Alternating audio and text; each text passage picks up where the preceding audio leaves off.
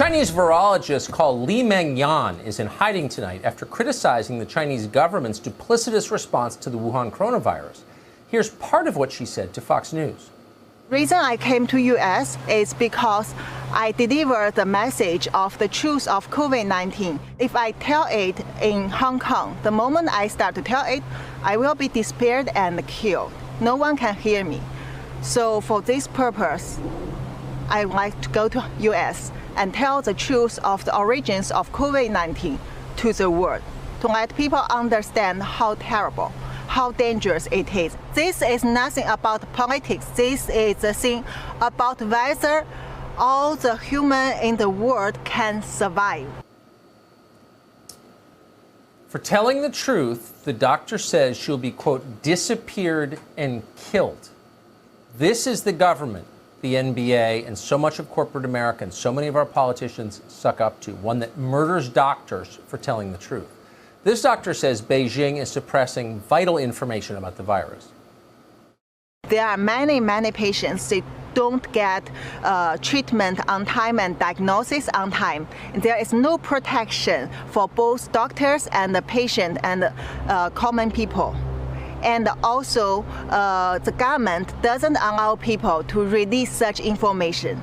Hospital doctors are scared, but they cannot talk. CDC staffs are scared.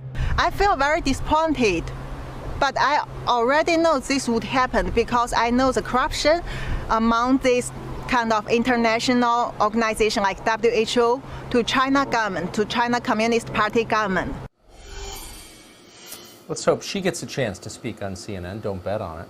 Gordon Chang is the author of the book, The Coming Collapse of China. Can't come too soon. He joins us tonight. Gordon, thanks so much for coming on. First, the obvious, do you buy her story? I do, Tucker, because she talks about a change in attitude in colleagues in Hong Kong, as well as the people that she was in contact with in China. And that occurred about the middle of January. Well, that is consistent with what we know about the cover-up in China. So the timelines match up, and that's really critical. So, yes, I do believe she's not only compelling, she's also credible. So why wouldn't she be a prominent voice in the discussion about COVID-19? I worry that she will not get a hearing except on this channel.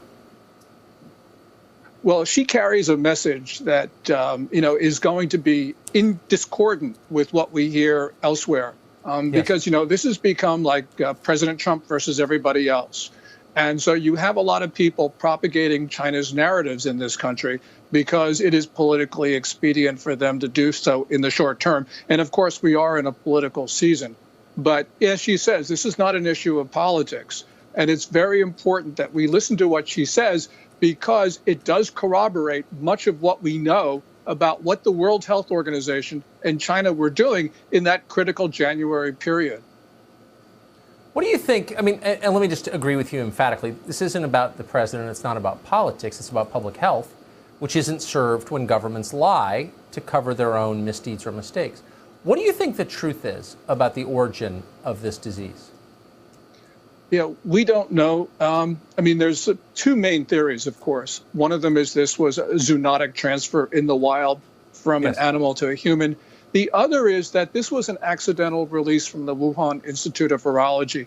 And I have to say that my view is the latter one, because most diseases in China originate, and these coronavirus diseases originate in southern China. All of a sudden, we have one originating in the middle of China, within 20 miles of China's P4 biosafety lab. That is extremely suspicious. We know that a Chinese major general was put in charge of the lab sometime around March, and I believe that she cleaned up the lab to prevent the world from knowing any evidence of what was going on. Because Chinese researchers reached the conclusion that you have reached, there is evidence that this happened. Is anybody in the so-called international community working to find the truth and working to make sure it doesn't happen again, that nothing like this is unleashed on the world the next time? Yeah. What we're seeing is the World Health Organization covering up for China. They've now got 2 researchers in Beijing to prepare the way for a third WHO mission to China, but they're only studying the zoonotic transfer. They're not going to Wuhan, from what we can tell. They're not going to the Wuhan Institute of Virology. So really, this is an attempt to bolster China's narrative, which was built, I think, this narrative was built by China to really divert attention away from what it was doing in that biosafety lab. What a tragedy if the propaganda works, as it so often does.